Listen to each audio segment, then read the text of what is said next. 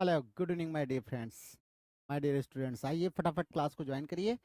आपकी क्लास हम लेकर के आ गए हैं which is specially designed for net JRF and TGT PGT students.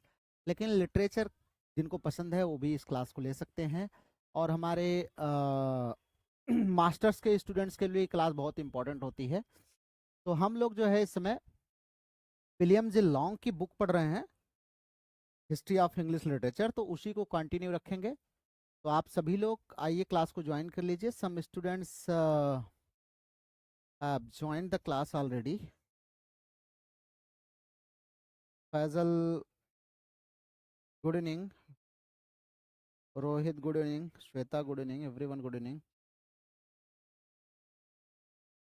I welcome you all.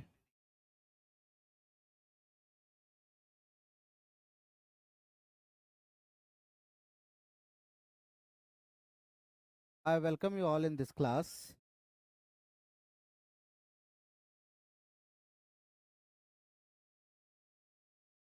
Let me send the link. Actually, students must be waiting for the link, and I forgot to share in the group. आप लोग भी group में share कर दीजिए link को and ask the student to join the class. और वो लोग क्लास अपनी ज्वाइन कर लें तो हम लोग शुरुआत करते हैं ना। तो चलिए।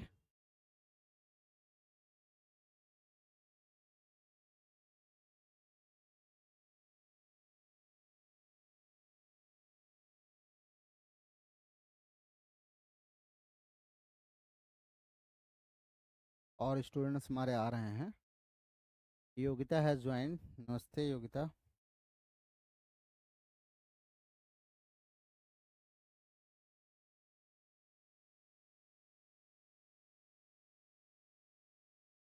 Okay, now I have sent the link in the group. Let's okay, let's begin the class for today. आज हम लोग क्या पढ़ेंगे? आज हम लोग पढ़ेंगे क्लासिफिकेशन अकॉर्डिंग टू सोर्स। कल हमने आपको शेक्सपियर के ड्रामा के बारे में हम लोग पढ़ रहे थे, उनका कैटेगराइजेशन हम लोगों ने किया था। आज हम सोर्स के हिसाब से उनका क्लासिफिकेशन करेंगे कि कहाँ से कौन से सोर्सेज लिए हैं, हिस्ट्री के इनके सोर्सेज क्या हैं, ट्रेजेडी जो है उसके सोर्सेज क्या हैं, कॉमेडी क्या है, उसके हिसाब से हम कैटेगराइजेशन करेंगे। तो हमारे स्टूडेंट्स ज्वाइन कर रहे हैं। Priya has joined. खुश रहिए Priya ji. Nandita Tiwari has joined, welcome you in the class. Neha has joined. चलिए सब लोग मस्त रहिए, हम लोग क्लास की शुरुआत करते हैं। ओके अब इस सेक्शन में हम देखेंगे कि हमारे जो शेक्सपियर साहब थे, इनकी जो भी स्टोरी है उस इन्होंने हिस्ट्री, लेजेंड, स्टोरी, जो कुछ भी जहां से भी मटेरियल लिया है वो कहाँ कहाँ से लिया है, उसी के बारे में हम लोग पढ़ेंगे। तो चलिए लेट्स बिगिन। सबसे पहले हम बात करते हैं इनके हिस्टोरिकल प्लेस के ना।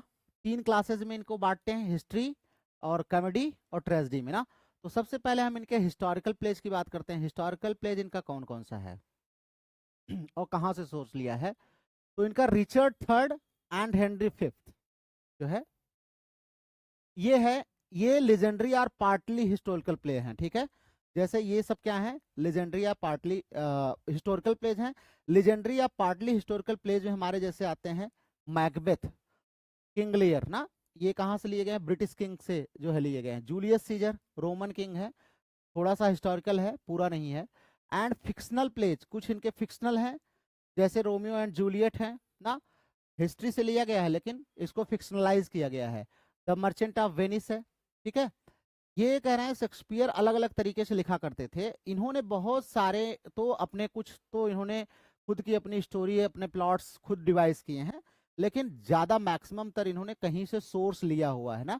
हर एक स्टोरी का कहीं ना कहीं से सोर्स है, कुछ तो इन्होंने खुद भी डिवाइस किए हुए हैं।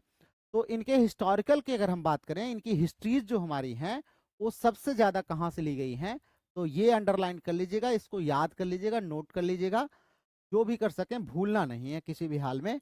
वो है हमारा, इनके हिस्टोरिकल मटेरियल्स के लिए ध्यान रखिएगा, सबसे ज्यादा ये जिस पर निर्भर करते हैं शेक्सपियर, वो है हॉलिनसेट्स का chronicles of England, Scotland and Ireland. ठीक है, ध्यान रखिएगा, सबसे ज्यादा इस पे निर्भर करते हैं। उसके बाद हमारे थॉमस नॉर्थ साहब का ट्रांसलेशन था, इन्होंने प्लूटार्क की लाइफ्स का ट्रांसलेशन किया था, उस पर बेस्ड करते हैं ना, प्लूटार्क की फेमस लाइव्स पर जो है उसका ट्रांसलेशन जो नॉर्थ ने किया था उसको इन्होंने पढ़ा, और हॉलिनसेट्स का क्रॉनिकल, इन दोनों से ही इन्होंने जितने हिस्ट्री लगभग इन्होंने लिखी है यहाँ से ज्यादातर का सोर्सेज इन्होंने लिया है। तो ये दो चीजें आप जरूर याद रखेंगे। कीर्ति है joint, good evening, I welcome you in the class. चलिए, तो हॉलिनसेट क्रॉनिकल्स आप याद रखेंगे, और प्लूटार्क्स लाइफ, प्लूटार्क्स की लाइफ का ट्रांसलेशन किसने किया, थॉमस नॉर्थ ने किया, शायद 1579 में हुआ है। एक बार आप लोग डेट देख लीजिएगा जहां तक मुझे याद है 1579 में हुआ था। चलिए, इनके बाकी हम और प्लेस की बात करते हैं। तो full half of his plays are fictional, and in these he used most popular romances of the day, seeming to depend most on the Italian story tellers. तो ध्यान रखिएगा, ज्यादातर रोमांसेस इनके इटालियन स्टोरी टेलर्स पर based हैं। कौन से हैं? ओनली 2 और 3 ऑफ हिज प्लॉट्स, इनके केवल 2-3 हम देखें, जैसे लव स्लेवर लास्ट है और मेरी वाइफ्स ऑफ विंडसर है ना, are said to be original and even these are doubtful ना, ये ओरिजिनल माने जाते हैं, यहां तक कि ये भी डाउटफुल है, मतलब ये कंफर्म नहीं है ये इनकी है ना। इन्होंने जो है इसको जो है क्या किया था, कहीं से सोर्स लिया था या खुद प्लॉट डिवाइस किया था, ये कह नहीं सकते, लेकिन हाँ ओरिजिनल्स हैं इनकी। चलिए, occasionally Shakespeare made over an older play as in Henry sixth. Shakespeare की आदत थी कहीं से पुराना प्ले लिया, उसको थोड़ा सा मॉडिफाई करके अपने तरीके से अपने एज के हिसाब से चेंज कर देते थे। तो जैसे इनका हेनरी सिक्स्थ है, कॉमेडी ऑफ एरर्स है, एंड हैमलेट ना, ऑलरेडी ये स्टोरी जो है वो ट्रेडिशन में थी, ऑलरेडी प्रीवैलेंट थी सोसाइटी में।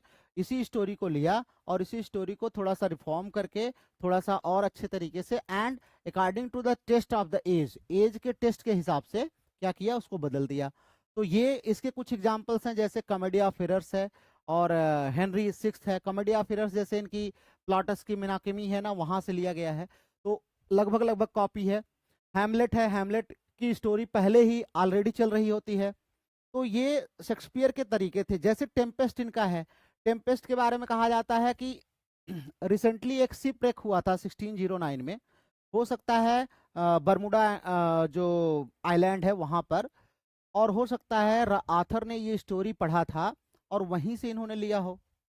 तो बहुत सारे ऐसे हैं, तो हम एक एक करके देखेंगे कहां से इन्होंने क्या लिया हुआ है ना। चलिए, तो ड्रामेटिक टाइप्स के देखते हैं, ड्रामेटिक टाइप्स में इनके क्या क्या हैं। तो बेसिकली अगर हम देखें तो इनके जो ड्रामाज हैं वो 3 कैटेगरीज में आते हैं, tragedies, comedies and historical place. लेकिन खास करके इनके ट्रेजेडी के लिए सबसे ज्यादा जाने जाते हैं और कॉमेडीज के लिए जाने जाते हैं, 2 चीजों के लिए। लेकिन इन दोनों को मिला के एक तीसरी वैरायटी ये बनाते हैं, दैट इज ट्रेजिक कॉमेडी। ठीक है, दोनों को मिला करके बनाते हैं ट्रेजिक कॉमेडी। तो ट्रेजिक कॉमेडी भी इन्होंने लिखा है, ठीक है। और ट्रेजिडी जब इन्होंने क्या किया, इसमें ब्लड सेट वगैरह बहुत ज्यादा कर दिया, तो वो मेलो ड्रामा में चेंज हो गया, मेलो ड्रामा भी लिखते थे। लिरिक ड्रामा, ओपेरा टाइप का लिरिक ड्रामा वो भी लिखा करते थे, फार्स वो भी लिखा करते थे। तो tragedy, comedy, history, tragic comedy, melodrama, lyric drama, farce, ये सब कहीं ना कहीं हमारे शेक्सपियर महोदय लिखा करते थे। लेकिन जिसके लिए हम स्पेशली इनको जानते हैं वो इनकी ट्रेजेडीज है ना, ट्रेजेडीज हैं। और रोमांटिक कॉमेडीज के लिए हम इनको ज्यादा प्रेज करते हैं। चलिए, फिलहाल यहाँ पे बहुत इंपॉर्टेंट नहीं है, हम आगे चलते हैं, जो हमें इंपॉर्टेंट मिलेगा वहां पे बात करते हैं। वैसे भी जब हम लोग शेक्सपियर को एज अ पोएट पढ़ते हैं ना, पूरा एज अ ड्रामेटिस्ट, तो वहाँ तो ये सब सारी चीज़ें आपको लिखाई ही जाती हैं, सारी चीज़ें पढ़ाई भी जाती हैं। चलिए, फिलहाल यहाँ पर क्लासिफिकेशन में सबसे पहले आइए हम देख लेते हैं इनकी कॉमेडीज़ को ना। कॉमेडीज़ है तो कॉमेडीज़ में इनके क्या क्या आती है। तो मर्चेंट ऑफ वेनिस इनकी है, मिडसमर नाइट्स ड्रीम, आज हम लोगों ने बहुत सारे MCQs इस पर किए हैं ना, मिडसमर नाइट ड्रीम पर, एज यू लाइक इट, और winter's tale, the tempest, twelfth night, ये कुछ मुख्य हैं जो हमारी कॉमेडीज हैं। ट्रेजेडी में रोमियो एंड जूलियट है, मैकबेथ है, हैमलेट, किंग लियर है, ओथेलो है।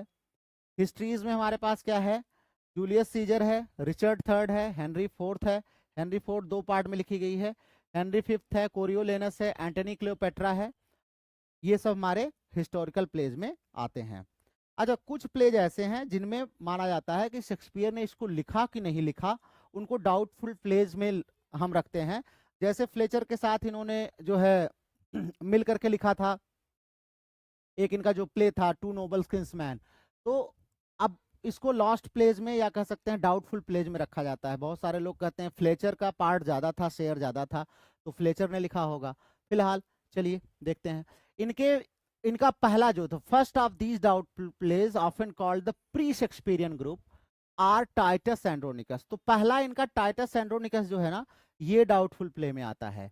And the first part of Henry sixth, Henry sixth का पहला पार्ट भी डाउटफुल प्लेज में आता है। शेक्सपियर ने लिखा है कि नहीं लिखा है, हालांकि आज ये शेक्सपियर के नाम से चलता है, शेक्सपियर जो है उनको असाइन किया गया है।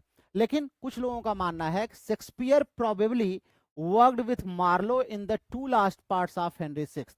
माना जाता है हेनरी सिक्स्थ के लास्ट दो पार्ट्स में इन्होंने मार्लो के साथ काम किया है, एंड इन रिचर्ड थर्ड और रिचर्ड थर्ड में।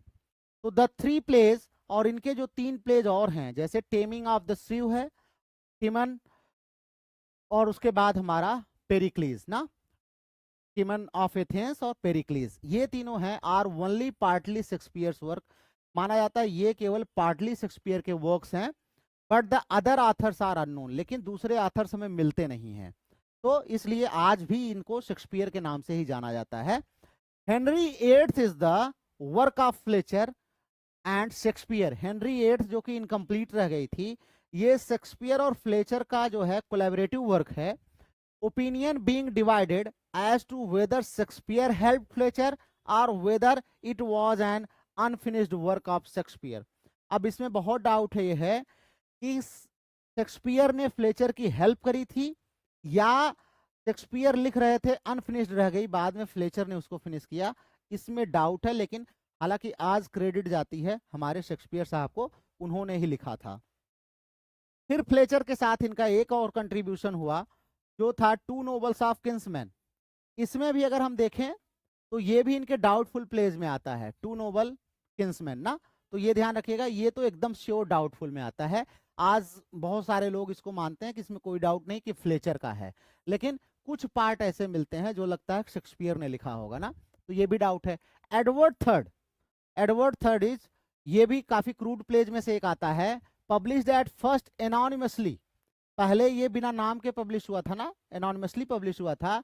And later attributed to Shakespeare, बाद में शेक्सपियर को एट्रीब्यूट कर दिया गया by publishers who desire to sell their wares. हो सकता है कि एडवर्ड थर्ड किसी और ने लिखा हो बाद में उसने अपना नाम नहीं दिया, लेकिन शेक्सपियर फेमस हो गए तो इन लोगों ने क्या किया, पब्लिशर्स ने पैसा कमाने के लिए शेक्सपियर का नाम डाल दिया, ऐसा कुछ लोग कहते हैं। लेकिन जो भी हो, हमें याद रखना है ये इनके प्लेज है ना। शेक्सपियर के 37 प्लेज याद करना ही बड़ा मुश्किल हो जाता है बहुत सारे लोगों के लिए, पढ़ते पढ़ते लेकिन धीरे धीरे आ जाता है ना।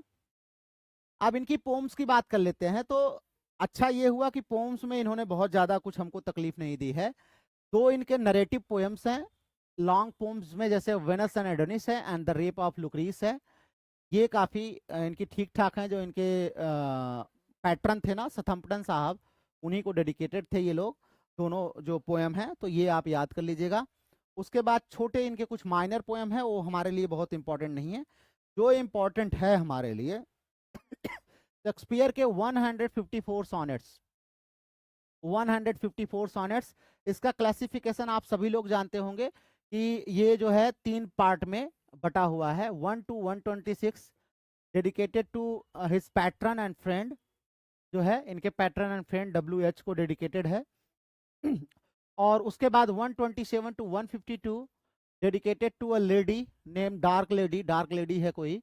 और 153 and 154 is dedicated to the god of love ना। ये तो इनका क्लासिफिकेशन फिलहाल है। 154 सॉनेट्स इन्होंने लिखा है, ये बहुत बड़ा ट्रेजर है पोएट्री में, ध्यान रखिएगा, पोएट्री में बहुत बड़ा खजाना है। अब ये माना जाता है कि ये सब का सब इन्होंने 1600 से पहले लिख लिया था, लेकिन पब्लिश नहीं हो पाई थी। 1609 में, इन 1609 में सबको कलेक्ट किया गया और पब्लिश किया गया, ठीक है। तो ध्यान रखिएगा, ये पहले ही लिख गई थी लेकिन पब्लिश नहीं हो पाई थी, ठीक है।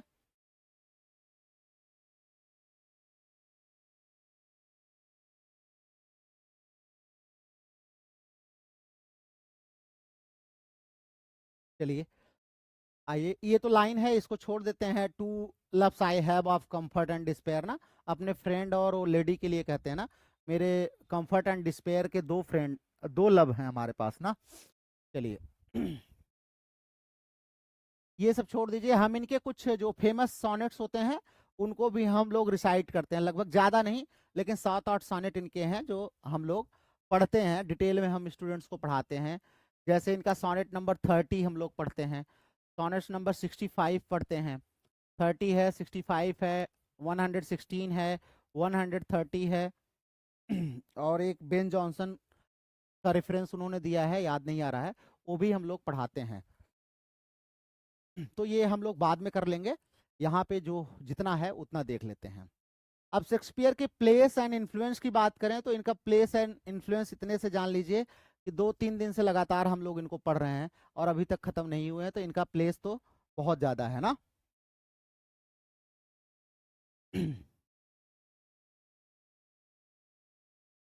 हाँ दीपक है ज्वाइन, दीपक खुश रहिए। दीप्ति है आल्सो ज्वाइन, खुश रहिए दीप्ति जी।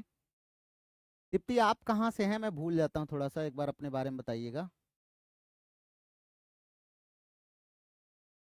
हाँ ठीक है, चलिए ओके। शेक्सपियर का प्लेस और इन्फ्लुएंस देखते हैं, तो भाई शेक्सपियर जो है, अगर हम उनकी प्लेस की बात करें तो उनके बराबर में दो ही पोएट हैं जो इनके साथ रखे जा सकते हैं। ये लॉन्ग साहब कह रहे हैं 2 पोएट्स ओनली, केवल 2 पोएट हैं जिनको हम शेक्सपियर के बराबर रख सकते हैं, वो है होमर एंड दाते ना। केवल इन्हीं के साथ शेक्सपियर को प्लेस किया जा सकता है, बाकी किसी के साथ नहीं। तो ये अपने आप में बहुत बड़ा है भाई। होमर तो आप समझ ही रहे हैं, दैट ब्लाइंड पोएट ना, जिसने क्या किया, इलियड एंड ओडिसी जैसे क्या कर दिया, एपिक लिख दी ना। 24-24 बुक की हो भी भैया, तो 24 बुक की 12 बुक तो स्पेंसर वगैरह इतने महान माने जाते हैं, महान इन द सेंस कि इन्होंने भी एपिक लिखने की कोशिश करी थी, लेकिन 6.5 लिखते लिखते जिंदगी खत्म हो गई।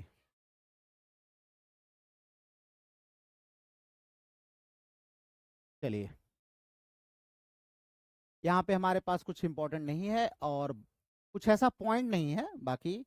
अब हम चलते हैं शेक्सपियर्स के कंटेम्परेरीज पर ना, और इनके कुछ सक्सेसर्स जो हैं ड्रामा में, हम उनको देख लेते हैं। ठीक है ओके। तो ड्रामा का डिक्लाइन तो होगा ही भाई, स्वाभाविक सी बात है कि इतना बड़ा फिगर जो है वो चला गया स्टेज से, तो ड्रामा थोड़ा बहुत डिक्लाइन तो होगा ही, लेकिन इतना भी डिक्लाइन नहीं हुआ है क्योंकि कुछ राइटर्स आप भी बहुत अच्छे थे। तो शेक्सपियर के सक्सेसर्स में हमारे जो मेन सक्सेसर्स हैं उनमें आते हैं बेन जॉनसन, कंटेम्पररी थे, सक्सेसर भी थे, फ्लेचर हैं, ब्यूमॉन्ट हैं, फोर्ड हैं, फिलिप मैसेंजर हैं, और कौन कौन आते हैं, बेन जॉनसन तो हो ही गए, फिलिप मैसेंजर, फोर्ड हो गए, बस यही हैं कुछ लोग। तो सबसे पहले हम लोग चर्चा करेंगे बेन जॉनसन की, ये भी बहुत इंपॉर्टेंट फिगर है ना। देखिए एक चीज ध्यान रखिए, जैसे हम लोग कॉम्पिटिटिव एग्जाम्स की तैयारी करते हैं ना, तो हमारे सिलेबस में जैसे हम अगर स्पेशली यूपीटीजीटी की बात करें, तो यूपीटीजीटी में शेक्सपियर को जो है हमारे सिलेबस में दिया गया है। अब स्टूडेंट्स क्या करते हैं कि शेक्सपियर पर ही फोकस्ड रहते हैं, रहना भी चाहिए ठीक है, लेकिन मैं कहता हूँ 90% इन पर आप ध्यान दीजिए, 10% इनके आस पड़ोस को भी देख लीजिए ना। कभी कभी पास पड़ोसी से भी काम बन जाता है, ऐसा हो जाता है। जैसे पास पड़ोस करने का मतलब बेन जॉनसन को पढ़ लीजिए, शेक्सपियर को पढ़ रहे हैं तो, हाँ इधर डन आपको मिल जाएंगे, डन को थोड़ा देख लीजिए ना, डन को देख लीजिए, डन आपको मिल जाएंगे।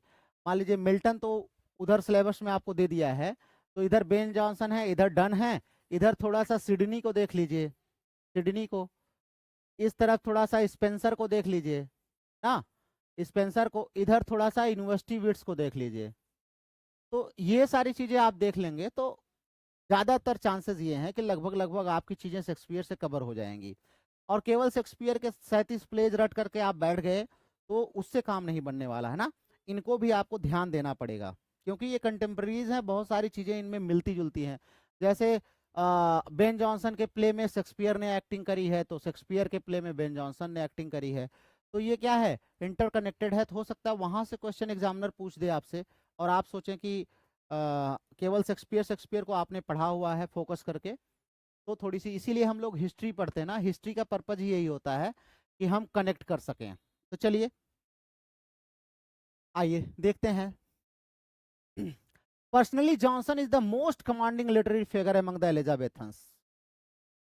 For 25 years he was the literary dictator.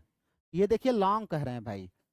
For 25 years he was the literary dictator of London. ये लॉन्ग का स्टेटमेंट है, आपके एग्जाम में आ जाए, who called Johnson literary dictator of London, तो ये हमारे इनका कहना है, लॉन्ग साहब का। ठीक है। The chief of all the wits that gathered nightly at the old devil tavern ना, ओल्ड डेविल टैवर्न में सब लोग इकट्ठा होते थे, तो उनको लीड कौन करता था, Ben Jonson. Ben Jonson lead करते थे, इसीलिए ये कह रहे हैं लिटरेरी डिक्टेटर। तो ये क्वेश्चन बनाने का तो बना देते हैं, लेकिन नॉर्मली मेरे हिसाब से ऐसे क्वेश्चन एग्जाम में आते नहीं है। क्यों नहीं आते हैं, क्योंकि इन बुक्स को हम एज ए रेफरेंस बुक पढ़ते हैं ना, इनके स्टेटमेंट से क्वेश्चन बनाना, ये तो आपके प्रैक्टिस सेट वाले बना देते हैं, कुछ भी कहीं से भी लाइन उठा करके बना देते हैं। हाँ, नॉर्मली जब कोई पेपर बनाता है आपके एग्जाम का ना, तो ये सब क्वेश्चन मुझे लगता है कि थोड़ा सा अपसर्डिस्ट टाइप के हैं ना, क्योंकि हिस्ट्री हम पढ़ रहे हैं ना, कि हम किसी के स्टेटमेंट को जज कर रहे हैं ना, एज अ क्रिटिक इनको पढ़ रहे होते हैं हम, तो ठीक था। हिस्ट्री इन्होंने लिखी है, हिस्ट्री लिखते समय इन्होंने कुछ बोला है, उसके स्टेटमेंट को हम रटें। मान लीजिए आपने विलियम जेलॉन्ग की बुक पढ़ी ही नहीं, आपने एडवर्ड एल्बर्ट की पढ़ी, तो ऐसा नहीं कि आप शेक्सपियर को नहीं जानते हैं, लेकिन ये लाइन तो वहां नहीं मिलेगी ना, ये नहीं मिलेगी। अब ये पूछ लेगा तो आप, तो ये तो थोड़ा सा मुझे लगता है कि अच्छे टीचर नहीं बनाते इस प्रकार से। लेकिन प्रैक्टिस सेट्स में आपको खूब मिलेगा। अच्छा, क्वेश्चन देंगे भी कहाँ से, आप हर दिन जो है क्या कह सकते हैं उसे, बरसाती मेढक की तरह सारे जितने हैं सब राइटर बन गए हैं। सब क्या करते हैं, सब जितना जहां से मिल गए एक लाइन से निकाला, उसमें 4 ऑप्शन दे दिए, एक क्वेश्चन हो गया। बच्चों के ऊपर इतना प्रेशर डाल दिया है, उनको लगता है ये भी इंपॉर्टेंट है, ये भी इंपॉर्टेंट है, ये भी इंपॉर्टेंट है। हाँ, इतना प्रेशर डाल दिया है ये बुक्स वालों ने, प्रैक्टिस सेट वालों ने, और आधे से ज्यादा आंसर तो गलत देते हैं, क्योंकि उनको खुद नहीं पता रहता क्या देना, उनको बुक छापनी है, पैसे कमाने हैं, बनाने हैं। तो इसलिए सबसे अच्छा तरीका होता है कि आप ऑथेंटिक बुक्स को लो, उसी से पढ़ाई करो ना, सबसे सिंपल तरीका होता है। With his great learning, his ability and his commanding position as a poet laureate, तो देखिए अब commanding position as a poet laureate, अब यहीं से क्वेश्चन बना देता है ना, यहीं से क्वेश्चन बना देगा, who is the first poet laureate of England. तो first poet laureate of England हमारे जो हैं, लेकिन अनऑफिशियल हैं, अनऑफिशियल हैं। अब यहीं से क्वेश्चन बन जाता है, और हमारे बच्चों को क्या लगता है, अरे यार हमने तो लॉन्ग को पढ़ा था, वहां तो नहीं मिला, लेकिन जो है ये देखो ये कितना बढ़िया ऑब्जेक्टिव दिया है ना। तो ये सारे ऑब्जेक्टिव ही हैं, पढ़ लो, यहाँ पे कुछ भी नहीं छूटेगा आपका ना। तो कह रहे हैं कि his commanding position as poet laureate, he set himself squarely against his contemporaries and the romantic tendency of the age. For 2 things he fought bravely. 2 चीजों के लिए काफी इन्होंने अपनी मशक्कत करी, क्या, to restore the classical form of drama, तो अंडरलाइन कर लेना भैया, क्लासिकल को रिवाइव करने का काम किसने किया, बेन जॉनसन ने। ध्यान रखिए, एलिजाबेथन एज में आपसे पूछे कि क्लासिकल को रिस्टोर करने का काम किसने किया, तो इट वाज बेन जॉनसन। कौन थे, बेन जॉनसन थे ना।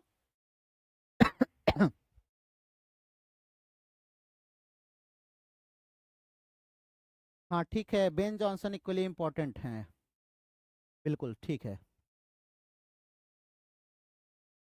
चलिए, तो क्लासिकल को रिस्टोर करने का काम, इसके अगेंस्ट इन्होंने लड़ाई लड़ी। दूसरा क्या इन्होंने किया, and to keep the stage from its downward course ना, तो स्टेज जो थोड़ा सा डाउनवर्ड की तरफ जा रहा था, तो उसको बचाने की इन्होंने कोशिश करी है। तो आइए देखते हैं इन्होंने किया क्या।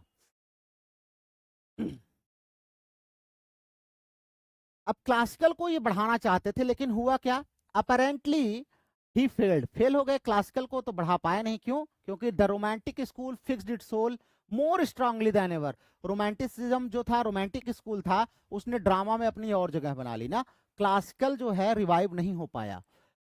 The stage went swiftly to an end, sad as that of the early dramatists. Nevertheless, he is influence lived and Guru more powerful, ये छोड़ दीजिए।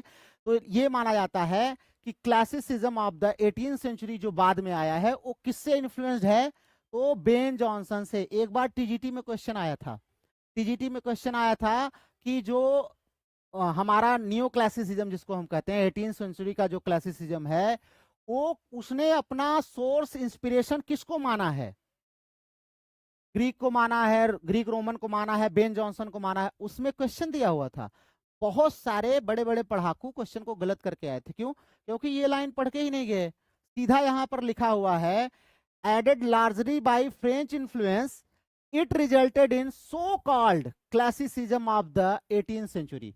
तो कह रहे हैं कि ये जो इनका प्रयास था ना, ये सफल भले नहीं हुआ, लेकिन फ्रेंच और जॉनसन का जो प्रभाव था, दोनों को मिला करके ही हमारा नियो क्लासिसिज्म बना है। ठीक है, तो ये आप लाइन यहां पर ध्यान रखेंगे, क्योंकि हो सकता है एग्जाम में आपसे पूछ लिया जाए और आप थोड़ा सा गड़बड़ न कर देना। चलिए अब हम इनकी लाइफ के बारे में बात करते हैं। Johnson was born at Westminster about the year 1573। 1573 के आसपास इनका जन्म हुआ था। इनके डैडी बिल्कुल जेंटलमैन थे and his property confiscated and was himself thrown into prison by Queen Mary ना। क्वीन मैरी ने इनके डैडी को प्रॉपर्टी जब्त करके क्या किया था, इनको भेज दिया था जेल में। ठीक है, तो we infer the family was of some prominence. इससे ये भी पता चलता है जेल कोई ऐसे क्यों जाएगा, हाँ थोड़ा सा नाम में होगा, चर्चा में होगा, तभी तो जाएगा ना भाई। रानी कह रही है कि इसकी प्रॉपर्टी जब्त करके इसको जेल भेजो, तो मतलब ठीक ठाक इन्फ्लुएंस रहा होगा। कह रहे हैं from his mother he received certain strong characteristics and by a single short reference in Jonson's works we are let to see the kind of woman she was. कह रहे हैं कि जॉनसन की रचनाओं में हम पढ़ करके ये समझ जाएंगे कि उनकी मदर का क्या नेचर था, क्या उनका करेक्टर था। It is while Johnson is telling Drummond of the occasion, Johnson जो है बता रहे हैं एक occasion के बारे में, when he was thrown into prison because some passages in the comedy of Eastward Ho। Eastward Ho में कुछ passages ऐसे थे, ये स्टोरी बताते हैं, that gave offenses to King James, जिसने किंग जेम्स को बहुत ऑफेंड किया, and he was in danger of a horrible death after having his ears and nose cut off ना। तो बहुत ज्यादा ईस्टवार्ड हो कौन कौन लिखा है बताइए, 3 लोगों का कलेक्शन है। कौन कौन है ईस्टवार्ड हो में, कमेंट करके बताइए। ईस्टवार्ड हो में 3 लोगों ने मिलकर के लिखा है, कौन कौन से थे लोग बताइए कौन कौन से थे?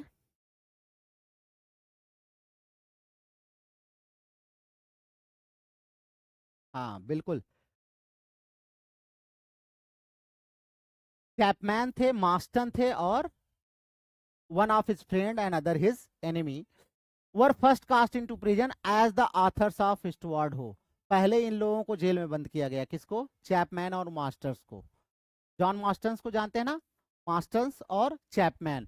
चैपमैन तो काफी फेमस है, इनको जेल में डाला गया। And rough Ben Jonson at once declared that he too had a small hand in the writing and went to join them in prison. और जॉनसन ने कहा कि भाई इन लोगों के साथ मैं भी इसको लिखा हूं, मुझे भी थोड़ा जेल में ले चलो। तो यहाँ पे 3 लोग मिले हैं जिनका कंट्रीब्यूशन माना जाता है ईस्टवार्ड हो में। ठीक है, तो ये ध्यान रखिएगा, काफी फेमस है। अब जॉनसन के पिताजी जो थे, इनके पिताजी जब जेल से बाहर आए तो इन्होंने क्या किया, इन्होंने अपना सारा स्टेट वगैरह छोड़ करके उसके बाद फिर मिनिस्टर बन गए। ये मिनिस्टर मतलब वो मंत्री वाला मत समझिएगा ना, चर्च में पोस्ट होती है। He died just before the son's birth and 2 years later the mother married a bricklayer of London. अब इनकी मदर बहुत अच्छी नेचर की थी, 2 साल बाद ही शादी कर ली ना। इनके पिताजी की डेथ हो गई, 2 साल बाद उन्होंने शादी कर ली। अब माँ ने शादी कर लिया तो भाई स्वाभाविक सी बात है कि जो पिताजी थे कौन से स्टेप फादर, अब वो उतना ध्यान कहाँ रखते, लेकिन पैसा वैसा था तो इनको प्राइवेट स्कूल में भेज दिया। And later made his own way to Westminster school. बाद में वहां से ये वेस्टमिंस्टर स्कूल चले गए और वहीं पर इन्होंने जो है सबसे पहले क्या किया, कैमडन, ध्यान रखिएगा, इनके सब मास्टर हैं। Struck by the boy's ability, Camden वही हिस्टोरियन जो थे, इनकी एबिलिटी से जो है ये बहुत ज्यादा प्रभावित हुए। Taught and largely supported him. तो ध्यान रखना, अब ये आपके लिए एक क्वेश्चन बन गया कि वेस्टमिंस्टर में इनको सपोर्ट करने वाला कौन था। इट वाज कैमडन, ठीक है, कैमडन हिस्टोरियन है, 16th सेंचुरी हिस्टोरियन है, ध्यान रखिएगा। कैडमन मत समझ लीजिए, बहुत टाइम कंफ्यूजन हो जाता है। कैडमन जो हमने आपको ओल्ड इंग्लिश पोएट्री में पढ़ाया था, उनको मत समझ लीजिएगा, ये कैमडन है, कैमडन इज हिस्टोरियन, ठीक है। For a short time he may have studied at the university in Cambridge, उस समय कैम्ब्रिज में भी शायद पढ़ा होगा, लेकिन फिलहाल his step father soon set him to learning the bricklayer's trade, इनके डैडी ने कहा कि चलो ये बिजनेस अपना संभालो और तुम भी ब्रिकलेयर का काम अपना करना शुरू कर दो। लेकिन वही है, हर व्यक्ति के अंदर अपना अपना जो है कहते हैं ना एक इंस्टिंक्ट होती है, इनकी थी लिटरेचर में ज्यादा था।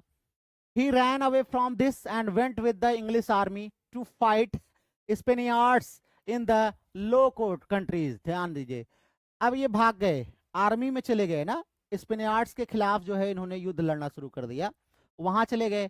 His best known exploit there was to fight a duel between the lines with one of the enemy soldiers, माना जाता है वहां पर दोनों आर्मी के बीच में एक डुअल हुआ था, इनकी तरफ से कोई एक गया, इस तरफ से बेन जॉनसन गए, दोनों के बीच लड़ाई हुई, फेंसिंग मैच हुआ। वाइल बोथ आर्मीज लुक डाउन, और दोनों आर्मी देख रही थी, मतलब बिल्कुल फिल्मी स्टाइल, जैसे फिल्म में होता है ना, हीरो आता है डोले सोले बना करके, उधर विलन रहता कोई एक, तो फिर कह दिया जाता लड़ो दोनों, और अगर हरा दिए तो हम मान लेंगे हार गए। रियल लाइफ में ऐसा नहीं होता ना, रियल लाइफ में ये सब नहीं होता, ये सब इमेजिनेशन में ही होता है। Johnson killed his man and took his arms, Johnson उसको मारते हैं, अपना आर्म्स लेते हैं, and made his way back to his own lines in a way to delight the old Norman troubadours, कह रहे हैं फिर वो वापस आ जाते हैं, वही जो पुराने ट्रॉपडोवर्स थे ना, जो पोएट्स थे, उन्हीं की तरह आ जाते हैं लोगों को आनंद देने के लिए। अब ये इंग्लैंड आ गए, इंग्लैंड आने के बाद इन्होंने क्या किया, एंड मैरिड प्रीसिपिटेटली व्हेन ओनली 19 और 20 ईयर्स ओल्ड, तो 19-20 साल के थे, इन्होंने शादी कर लिया। 5 years later we find him employed, 5 साल बाद एम्प्लॉयड हो गए, कैसे, like Shakespeare as actor and reviser of old plays in the theatre, Shakespeare की तरह ये भी थिएटर में ओल्ड प्लेज को रिवाइज करते थे और वहां पर छोटी मोटी एक्टिंग का काम किया करते थे। जैसे एक कौन सी मूवी थी गोविंदा की, जिसमें वो ले जाता है, उसकी नौकरी लगवाता है, कहता है तुम पहले पानी वानी पिलाओगे, ये पिलाओगे, फिर वहां एक हीरो एक एक्टर जो है वो एक्टिंग करता रहता है, वो बोल नहीं पाता है, तो गोविंदा हंस देता है, तो डायरेक्टर उसके ऊपर गुस्सा हो जाता है, कहता है तू बोलेगा ये लाइन, तू बोलेगा, चल बोल, तो जाता है, बहुत अच्छा डायलॉग डिलीवरी करता है और वहां से हीरो बन जाता है ना। मूवी मैंने देखी है, राजेश खन्ना भी है उसमें, बहुत उसमें एक बहुत दर्द भरा गाना भी है। हाँ, अभी बता देंगे, हमारे स्टूडेंट्स तुरंत बता देंगे कौन सा मूवी है। चलिए, thereafter his life is a worried and stormy one, तो लाइफ भाई वरीड है, स्टॉर्मी वन है। ही किल्ड, हाँ ये इंपॉर्टेंट है, एक बार एग्जाम में भी आया है। He killed an actor in a duel and only escaped hanging by pleading benefit of clergy ना, तो चूंकि इनके पिताजी जो है मिनिस्ट्री ज्वाइन किए थे, मैंने पीछे आपको बताया था, उसी का फायदा इनको मिला। एक बार इन्होंने एक एक्टर को डुअल में मार दिया था और इनको फांसी हो जाती, लेकिन वही बेनिफिट ऑफ क्लर्जी जो है, इनको थोड़ा सा फायदा उसी का मिल गया और इनकी जान बच गई ना, इनकी जान बच गई। अनंतग्राम, अनंतग्राम जी आप कहाँ से हैं? हाँ, स्वर्ग मूवी है, बिल्कुल सही सही आंसर है, स्वर्ग movie.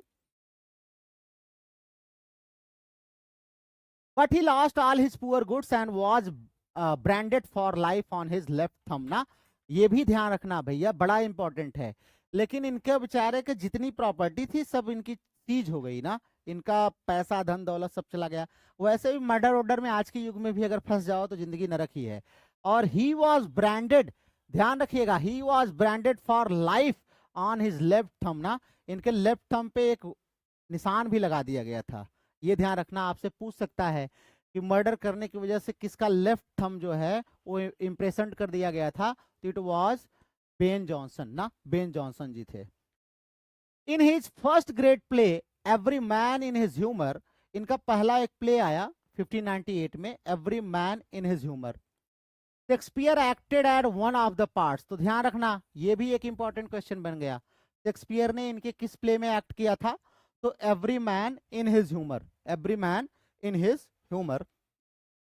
And that may have been the beginning of their long friendship, और माना जाता है यहीं से शायद दोनों में अच्छी खासी फ्रेंडशिप हो गई, जब 1598 के इनके प्ले में शेक्सपियर ने एज एन एक्टर परफॉर्म किया था।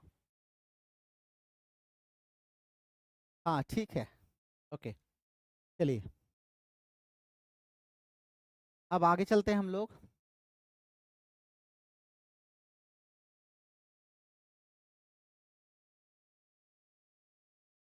Other plays followed rapidly upon the accession of James, James first के एक्सेशन के बाद Jonson's masques won him royal favour, तो ध्यान रखिएगा इनके मास्क बहुत फेमस हुए। And he was made poet laureate, और इनको क्या बना दिया गया, पोएट लॉरेट, तो ध्यान रखिएगा 1603 के बाद इनको पोएट लॉरेट बनाया गया है, ठीक है। He now became undoubted leader of the literary men of his time, though his rough honesty and his hatred of the literary tendencies of the age made him quarrel with nearly all of them। कह रहे हैं अब तो सबके leader बन गए, लेकिन इनके अंदर दो चीजें थी। एक क्या था कि ये बड़े ही ऑनेस्ट टाइप के व्यक्ति थे अपने लिटरेचर को लेकर के, तो अपने आसपास के जो लिटरेरी टेंडेंसी थी उससे उसको पसंद नहीं आती थी इनको, तो लगभग सब लोगों से ये लड़ाई कर लिए थे, कोई बचा नहीं था जिससे लड़ाई न की हो। इन 1616 में, soon after Shakespeare's retirement, he stopped writing for the stage and gave himself up to study and serious work। 1616 के बाद इन्होंने स्टेज के लिए लिखना छोड़ दिया और कुछ सीरियस वर्क लिखना शुरू कर दिया। In 1618 he traveled on foot to Scotland, ये इंपॉर्टेंट पॉइंट है, नोट करिए इंपॉर्टेंट पॉइंट है। 1618 में पैदल चलकर गए थे, कहां, he travelled on foot to Scotland, where he visited Drummond, जहां पर ये ड्रुमंड से मिलते हैं, from whom we have the scant records of his varied life ना, यही ड्रुमंड से हमें जो है इनकी लाइफ के बारे में जानकारी भी मिलती है, इसी प्लेस से हमें इनके बारे में जानकारी मिलती है। तो वहां पैदल चल के गए थे भैया, महान आदमी थे। अब his impressions of this journey, और ये जो पैदल यात्रा करी राहुल गांधी की तरह, राहुल गांधी ने कौन सी यात्रा शुरू करी थी, न्याय यात्रा, सम्मान यात्रा, कौन सी यात्रा, कोई यात्रा शुरू करी थी, भारत जोड़ो यात्रा ना, तो भारत जोड़ो यात्रा जो इन्होंने शुरू करी, स्कॉटलैंड जोड़ो यात्रा, तो उस जर्नी की जो अनुभव थे ना, उसको इन्होंने एक अपना रिकॉर्ड बनाया जिसको नाम दिया फूट पिलग्रिमेज, फूट पिलग्रिमेज, उसमें इन्होंने उसको रिकॉर्ड किया। वर लॉस्ट इन अ फायर, माना जाता है कि एक आग में ये जल गया था, बिफोर पब्लिकेशन, पब्लिकेशन से पहले, मतलब फूट पिलग्रिमेज नाम की एक रचना लिखी, अपने जो है वर्णन किया, लेकिन unfortunately it was burned in a fire, एक आग में ये जल गई। Thereafter he produce less, बहुत कम इन्होंने कुछ प्रोड्यूस किया है, and his word declined in vigour, और धीरे धीरे भाई बुढ़ापा भी आ रहा है, तो डिक्लाइन तो हो ही जाता है, थोड़ा बहुत डिक्लाइन तो हो ही जाता है ना। तो इनका एक वर्क है जो लास्ट में हमें मिलता है, अनफिनिश्ड वर्क है, अंडरलाइन कर लीजिएगा, सैड शेफर्ड, अनफिनिश्ड वर्क है सैड शेफर्ड, ठीक है, ये ध्यान रखिएगा। उसके बाद ही डाइड, अब देखिए पोएट लॉरेट क्या क्या रहे थे, लेकिन मरे कैसे, हम तो कभी सोचते हैं ये लोग इतना पैसा वैसा पाए होंगे तो किए क्या, मरते समय तो भिखारी रहते हैं ज्यादातर लोग। ही डाइड पॉवर्टी स्ट्राइकन इन 1637, 1637 में ये पॉवर्टी स्ट्राइकन डेथ हो गई। 1637 में एक बहुत फेमस बुक पब्लिश हुई थी, मुझे आप लोग तुरंत जवाब दीजिए कौन सी बुक थी, किसकी बुक थी। 1637 में बहुत ही फेमस एक बुक है वो पब्लिश हुई है, किस राइटर की है और क्या नाम है आप लोग बताएंगे, मैं आगे चलता हूं। Unlike Shakespeare's, his death was mourned as a national calamity and he was buried with all honor in Westminster Abbey, और वेस्टमिंस्टर एबे में इनको दफना दिया गया ससम्मान। और जहां इनको दफनाया गया वहां मार्बल का एक स्लैब है ना, उस स्लैब पर क्या लिखा हुआ है, इपिटाफ लिखा है। क्या लिखा है? ओ रेयर बेन जॉनसन, ओ रेयर बेन जॉनसन। ये उनकी लाइफ में बताने के लिए पर्याप्त है उनके बारे में कि क्या लिख दिया गया, ओ रेयर बेन जॉनसन। अब हम जॉनसन के वर्क्स को देख लेते हैं, जॉनसन के वर्क्स को देख लेते हैं। भारत जोड़ो यात्रा विथ बारबरी टी शर्ट के साथ, पता नहीं क्या लिखा है। चलिए, वर्क्स ऑफ बेन जॉनसन, इनके वर्क्स देख लेते हैं। तो कह रहे हैं शेक्सपियर जो हमारे लेटर एलिजाबेथन ड्रामेटिस्ट थे उनसे थोड़ा सा इनका अलग था। he fought against the romantic tendency of the age and tried to restore the classical standards। पीछे हमने आपको बता ही दिया था। Thus the whole action of his drama usually covers only few hours। Classical को चूंकि रिवाइव करना चाहते थे, इसका मतलब क्लासिकल में 3 यूनिटीज बहुत फॉलो की जाती है ना, 3 यूनिटीज। तो इसका मतलब यूनिटी ऑफ टाइम जो है वो बहुत फॉलो किया गया, इसलिए इनके ड्रामा प्राय फ्यू आवर्स में समाप्त होते थे या सिंगल डे में समाप्त होते थे। He never takes liberties with historical facts। Shakespeare की तरह हिस्टोरिकल फैक्ट्स का बहुत लिबर्टी नहीं लिया करते थे, but is accurate to the smallest detail, लेकिन स्मॉलेस्ट डिटेल को बहुत एक्यूरेट दिखाते थे। His dramas abound in classical learning, are careful and logically constructed, and comedy and tragedy are kept apart instead of crowding each other as they do in Shakespeare and in life। कह life में जैसे हमारे tragedy comedy सब मिली जुली रहती है, Shakespeare के pledge में मिला जुला है, इनके साथ ऐसा नहीं है। इनकी ट्रेजेडी अलग है और कॉमेडी अलग है। ठीक है।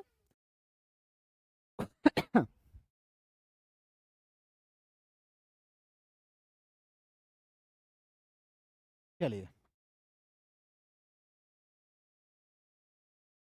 जॉनसन्स फर्स्ट कॉमेडी, इनकी पहली कॉमेडी हमें मिलती है, that is every man in his humour. आप लोगों ने मुझे वो नहीं बताया, 1637 में एक बहुत ही फेमस बुक पब्लिश हुई थी, क्रिएशन, उसका क्या नाम था? 1637 में जॉनसन्स फर्स्ट कॉमेडी, इनकी पहली कॉमेडी आती है every man in his humour, और यही इनके ड्रामा का की है। ठीक है। The word humour in his age, इनके एज में जो ह्यूमर वर्ड था उसका मतलब जो था वो कुछ करेक्टरिस्टिक्स होती थी, characteristics whim or quality of society ना, कुछ करेक्टरिस्टिक विम हुआ करती थी सोसाइटी की, उसी को दिखाते थे। Jonson gives to his leading character some prominent humour, कुछ प्रोमिनेंट ह्यूमर ये अपने लीडिंग कैरेक्टर को दे दिया करते थे, मतलब उसमें एक कोई ऐसा ह्यूमर होता था कैरिकेचर टाइप का ना। As the cartoonist enlarge the most characteristic feature of a face ना, जैसे कार्टूनिस्ट क्या करते हैं, हाथ होते एकदम पतले पतले, चेहरा एकदम बड़ा सा कर देंगे ना, ऐसे ही एक कैरेक्टर को ये काफी इनलार्ज कर देते थे। And so holds it before our attention that all other qualities are lost sight of, which is the method that Dickens used later in many of his novels. यही कैरी कैचिंग का जो method था बाद में Dickens भी चल के इसी को यूज करते हैं, मतलब किसी कैरेक्टर के अंदर एक चीज को ऐसे दिखा देना कि मानो बाकी क्वालिटीज उसकी दब जाती है ना, जैसे कार्टूनिस्ट होते हैं, चेहरा इतना बड़ा सा है और पैर इतने बड़े से है ना, सब दब जाते हैं, तो ऐसे ही कैरी कैचिंग किया करते थे। कैरी कैचर बाद में डिकिंस ने काफी किया है कैरी कैचिंग। ठीक है। Every man in his humour was the first 3 satire, शुरुआत के जो 3 सटायर्स माने जाते हैं सोसाइटी पर, every man in his humour उनमें से एक था। Its special aim was to ridicule the humours of the city, इसका एम क्या था? ह्यूमर्स ऑफ द सिटी को रिडिक्यूल करना। ध्यान रखिएगा, एग्जाम में आने वाला क्वेश्चन है ये। ह्यूमर्स ऑफ द सिटी को दिखाता है कौन? Every man in his humour. उसके बाद द सेकंड, दूसरा इनकी थी सिंथियाज रिवेल, बहुत फेमस है ये भी, satirises the humours of the court, ये कोर्ट के ह्यूमर को सैटराइज करता है। वाइल द थर्ड, और तीसरा तो बहुत फेमस है, दैट इज पोएटेस्टर, ये क्या था? It was the result of quarrel with his contemporaries, अभी पीछे बताया था ना अपने कंटेम्पररीज के साथ लड़ झगड़ लेते थे ये, तो उसी क्वारल का नतीजा था कि इन्होंने पोएटेस्टर लिखा। Was levelled at the false standards of the poets of the age, उनके एज के जो मतलब पोएट्स थे, एकदम कह सकते हैं दोयम दर्जे के थे, बिना किसी काम के थे, उनको बहुत क्रिटिसाइज किया है, बहुत सेटराइज किया है, किसमें, पोएटेस्टर में।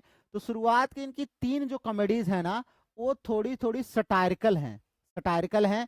पहली एवरी मैन इज ह्यूमर जो है वो सिटी को सटायर करती है, दूसरी जो है सिंथियाज रिवेल वो कोर्ट को सटायर करती है, और तीसरी जो है पोएटेस्टर जो है ये उस समय के जो माइनर पोएट्स थे, कह सकते हैं लो स्टैंडर्ड के पोएट्स थे, उनको सटराइज करती है। तो ये आप याद रखेंगे, ठीक है।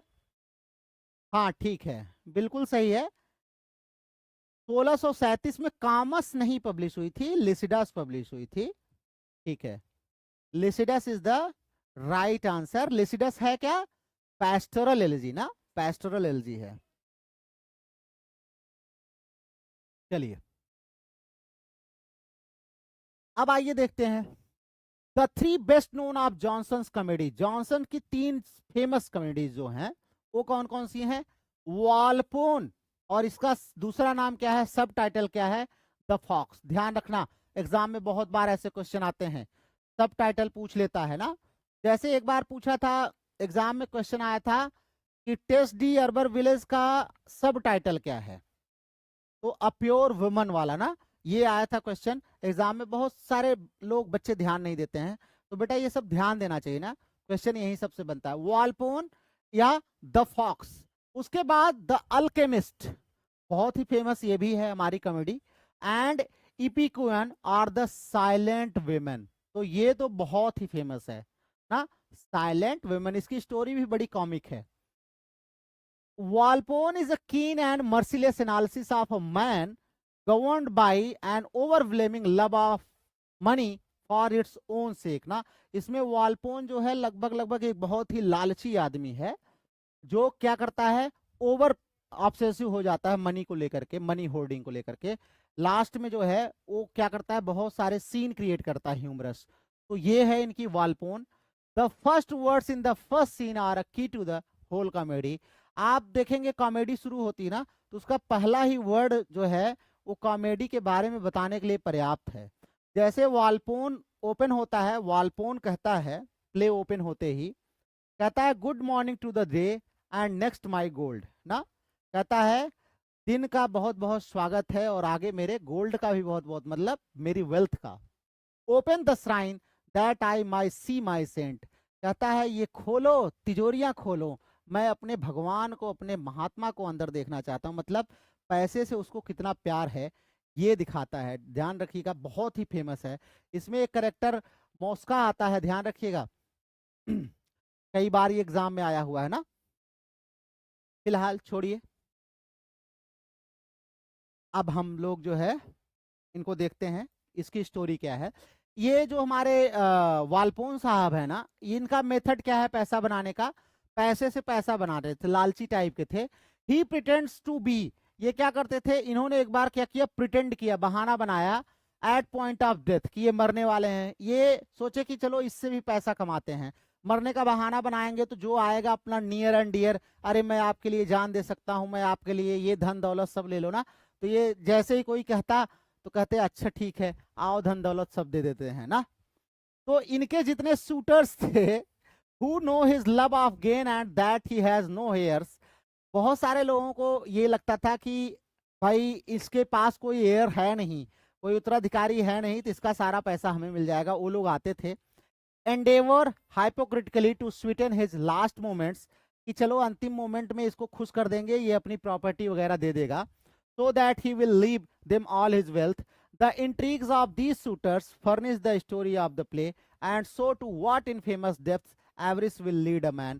यही दिखाता है कि एक आदमी को लालच कहां तक पहुंचा देती है, कि किस स्तर पे गिर सकता है आदमी, ये पूरा प्ले में दिखाया गया ना, ये पूरा प्ले में दिखाया गया। ऐसे कोई उसके पास नहीं आता, लेकिन जब वो बहाना करता है कि अब मेरी डेथ हो जाएगी तो मेरी सारी प्रॉपर्टी उसको मिल जाएगी, तो सारे रिश्तेदार निकल आते हैं ना।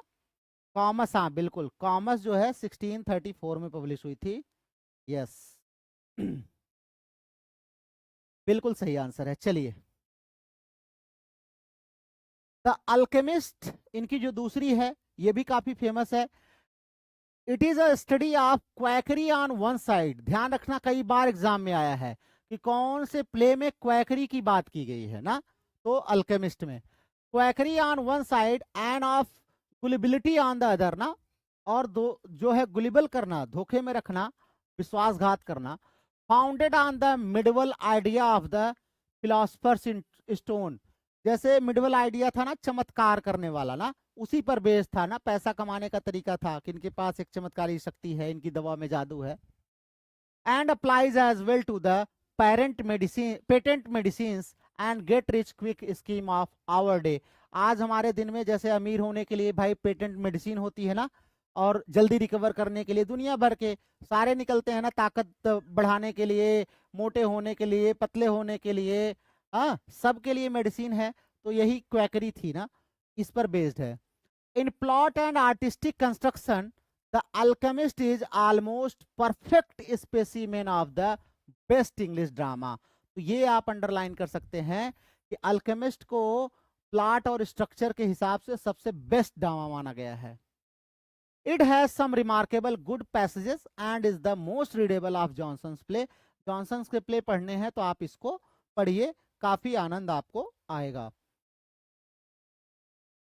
तीसरा इनकी जो है इस कॉमेडी में, जो तीसरी इनकी फेमस कॉमेडी है, दैट इज इपिक्योन, या इसी को बोलते हैं साइलेंट वुमन ना। अब देखिए टाइटल ही क्या है, टाइटल ही अपने आप में आयरनी है ना, साइलेंट वुमन। तो इज अ प्रोज कॉमेडी, ध्यान रखना ये प्रोज कॉमेडी है, extremely well constructed, full of life, abounding in fun and unexpected situation. आइए देखते हैं इसमें है क्या। इसका जो मेन कैरेक्टर है जिसका नाम है मोरोस, मोरोस जो है एक रिच ओल्ड कॉजर है, whose humour is horror of noise. ये बेचारा नॉइस से बहुत डरता है ना, नॉइस इसको बिल्कुल भी नहीं पसंद है। मतलब अगर सुई भी गिर जाए ना तो ये बिल्कुल उसको सुनना पसंद नहीं करेगा। अब ये रहता है एक छोटे से गली में, he lives in a street so narrow that it will admit no carriages. इसीलिए इसने अपना घर ऐसी जगह बनवाया जहां पर कोई घोड़ा गाड़ी ये सब जा ना सके ना, एकदम पतली सकरी गली में, ताकि गाड़ी जाएगी नहीं तो शोर नहीं होगा। ही पैड्स द डोर्स, सारे दरवाजे पर पैड्स लगा करके रखता है। क्यों? प्लग्स द की होल, और की होल को प्लग करके रखता है। Puts mattresses on the stairs, और सीढ़ियों पर मैट्रेस डाल करके रखता है ताकि कोई उतरे चढ़े तो आवाज न आए। ही डिसमिसेज अ सर्वेंट, एक बार उसने एक नौकर को इसलिए निकाल दिया घर से, नौकरी से, कि क्योंकि उसने क्या किया था, स्क्विकी बूट्स पहना था, आवाज निकलता था उसके बूट से, इसलिए उसको निकाल दिया। Makes all the rest go about in thick stockings, और सबको बोल दिया कि खूब मोटे मोटे जो है कपड़े पहन कर आओ ताकि आवाज ना आए।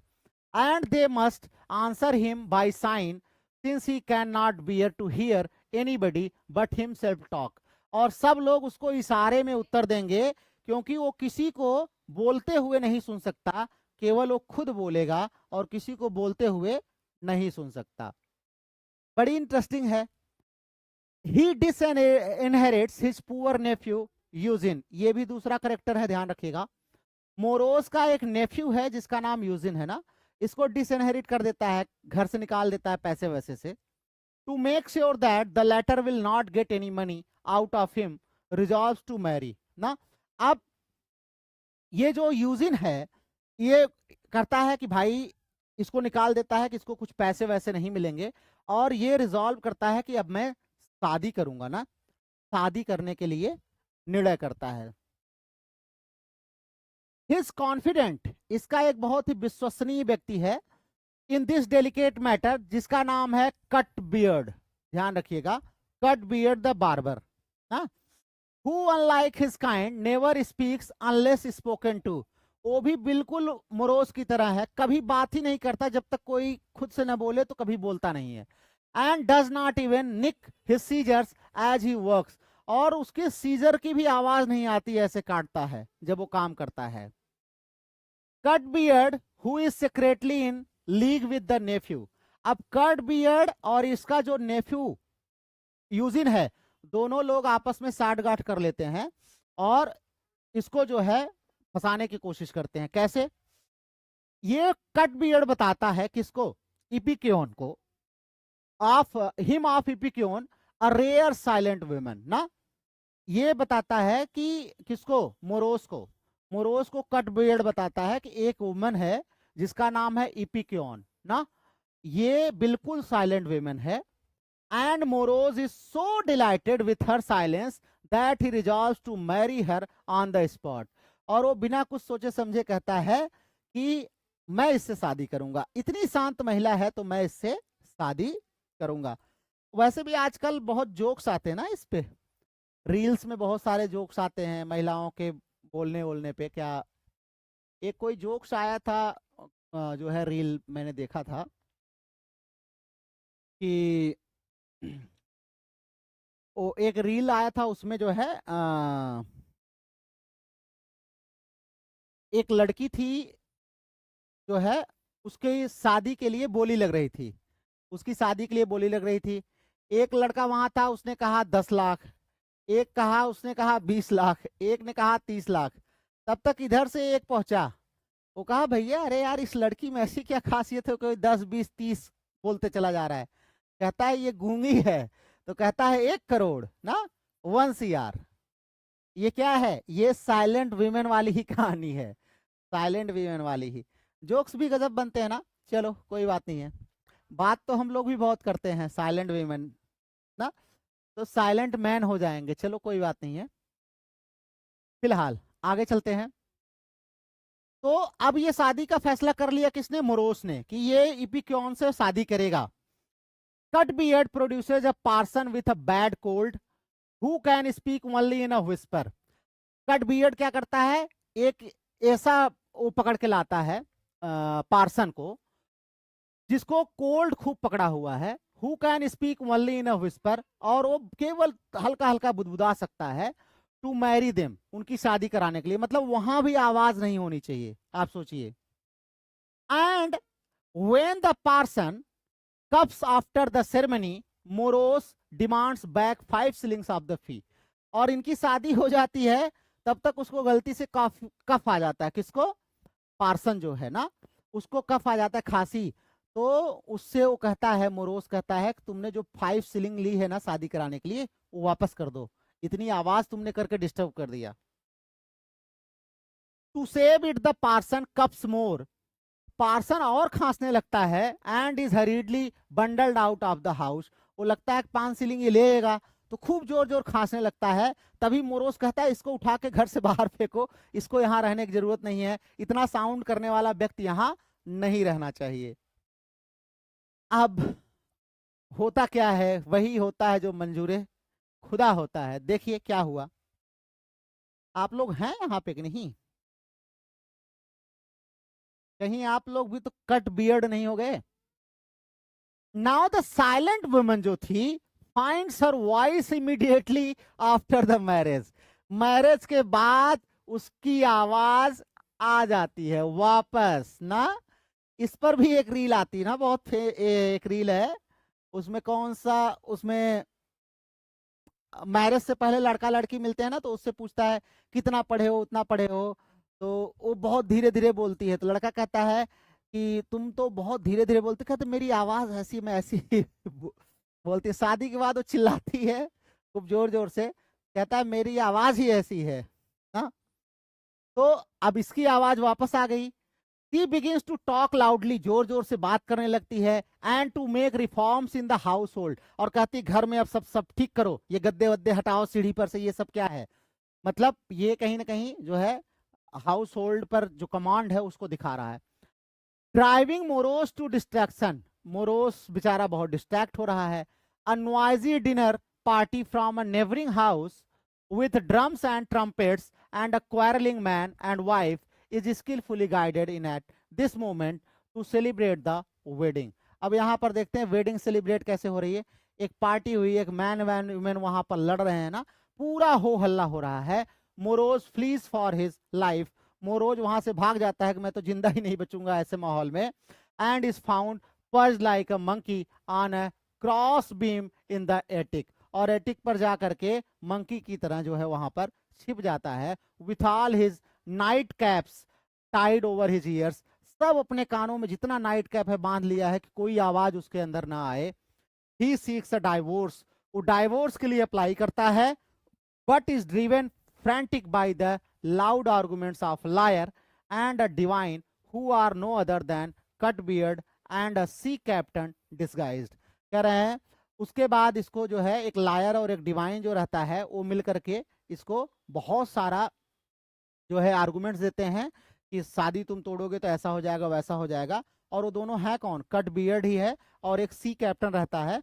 दोनों लोग भेष बदल करके क्या करते हैं, इसको समझाते हैं। अब मोरोस क्या है, Morose is past all hope, the nephew offers to release him from his wife. Morose बेचारा सारी उम्मीदें चली गई है, तभी उसका नेफ्यू आता है, वो कहता है कि मैं आपको इन सारी मुसीबत से पीछा छुड़ा दूंगा। And her noisy friends if he will allow him 500 pounds a year, अगर उसको 500 पाउंड एक साल में दिया करेगा तो इससे मुक्ति दिला देगा। मोरोज कहता है तुरंत ले लो। Morose offers him anything everything to escape his torment, ये टॉर्मेंट से बचने के लिए वो कहता है कुछ भी तुम ले लो। And signs a deed to that effect, और एक डीड दोनों में साइन हो जाती है कि 500 रुपए जो है इनको हर साल वो देगा। Then comes the surprise of the play, तभी सरप्राइज आता है प्ले का, क्या, when Eugenie whips the wig from Epicoene and shows a boy in disguise, तभी पता चलता है कि ये जो इपिक्योन है इसका विग वो निकालता है और सरप्राइज में रह जाते हैं सब लोग। निकलता कौन है, एक लड़का रहता है, एक लड़का रहता है जो लड़की के रूप में डिस्गाइज कर करके आया रहता है। तो क्वेश्चन आपका क्या बना, इपिक्योन वास्तव में है कौन, ये तो आपके एग्जाम में आ गया कि एक वीमेन है, क्या है फाइनली, क्या है, तो फाइनली वो बॉय है ना, एक लड़का है। तो ये ध्यान रखना स्टोरी में, ये हमें पता चलता है। ठीक है, चलिए अब इसके अलावा इनके देख लेते हैं थोड़ा सा। I like this character morose, अच्छा ठीक है, अच्छा करेक्टर है ना। Silence is also medicine, silence medicine भी है, लेकिन साइलेंस खामोशी काटती बहुत है, खामोशी काटती बहुत है। हाँ, और शोर जो है वो किसी को नहीं पसंद है, तो बड़ा कंट्राडिक्शन है। चलिए, besides these and many other less known comedies, और कुछ इनकी कॉमेडीज हैं, जैसे इनकी दो ट्रेजेडीज हैं बहुत फेमस, सीजनस एंड कैटलिन, ये रट लेना ना, एग्जाम में अक्सर पूछता है। सीजनस एंड कैटलिन इनकी दो जो है ट्रेजेडीज हैं। अपान सिवियर क्लासिकल, क्लासिकल पैटर्न पर इन्होंने लिखी थी, हालांकि ये सक्सेस नहीं हुई स्टेज पर। जॉनसन ने इसके बाद बहुत सारे मास्क लिखे, किसके लिए, James first and Queen Anne के लिए बहुत सारे मास्क इन्होंने लिखे। उसके बाद उनमें से बहुत सारे इनके जो फेमस मास्क हैं उनमें से जैसे द सैतिर है, द पिनेट्स हैं, मास्क ऑफ ब्लैकनेस है, और ये बहुत इंपॉर्टेंट है, masque of beauty, hue and cry after Cupid and masque of queens. तो ये दोनों आप याद रखिएगा, masque of queens and masque of beauty किसने लिखा है, ये आप याद रखिएगा। बहुत सारे इन्होंने मास्क लिखे हैं, लेकिन ये दो इंपॉर्टेंट मास्क इनके हैं ना।